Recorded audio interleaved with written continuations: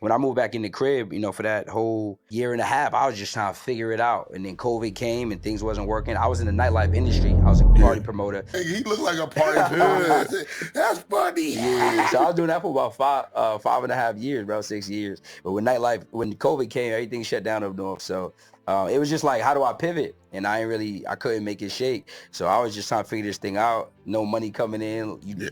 Taking L's, trying things, because we entrepreneurs. So naturally, we don't sit on our ass. We just tried things, but nothing was working. And then I went to like this conference out in Atlanta. And it was called Circle of CEOs or whatever. And they was talking about different stuff, bro. Stuff I had never heard of. People were talking about car rentals, Airbnbs, credit, digital marketing. I'm like, this shit seemed foreign, but they getting money. People look like they getting money, and I'm like, I'm broke, so I might as well try something, to see if I can change my situation. And ever since there, bro, I just, networked with some people there, started shaking hands with some people who was hopping on Zoom. And then, bro, I was like, nah, that credit stuff that's what I need, because I ain't had no money. What made you pinpoint that? When was the turning point now? Because people hearing that part, they want to know what happened that started to change your life. So literally when a dude told me, shout out my guy Mel, he said you could get access to funding without having the proof of income and even with a brand new business. And in my head, I'm thinking in order to get access to this funding, you got to have money coming in. You could get consignment without any legitimate cosign. So if I tell you can't do that in the drug game. If I tell a nigga you dead broke right now, but you could get some money from the banks and go bet on yourself. Once I heard that, I'm like, nah.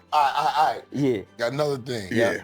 People always want the money, but they never really have a plan to get the money. That's why you said the mentor. I know that, but this is why I said, but when you was watching, did you develop the plan, or did you just fall into this shit and say, well, they can get money, I need to go home and develop a plan if I'm gonna get the I'm glad you said that. At first, I didn't have a plan. But what happens if you don't have a plan, you're gonna start doing anything. So one of the things I did wrong, right, and the L I took was getting in the Airbnb, getting in the Turo. Turo worked. It made me that was my first semi-successful. The car rental. Yeah, leveraging the credit, no money out of pocket. I got the auto loans, I got the credit cards, went and got some cash cards off Facebook Market, and they was making money. But then I'm like, what else can I do? And then I got in the Airbnb, started losing money every month. So that was the biggest L I took early on. And then what I realized is you got to focus on one thing initially. And then once you master that, you can start to branch off and do other things. But I was just all over the place because I didn't have one set plan.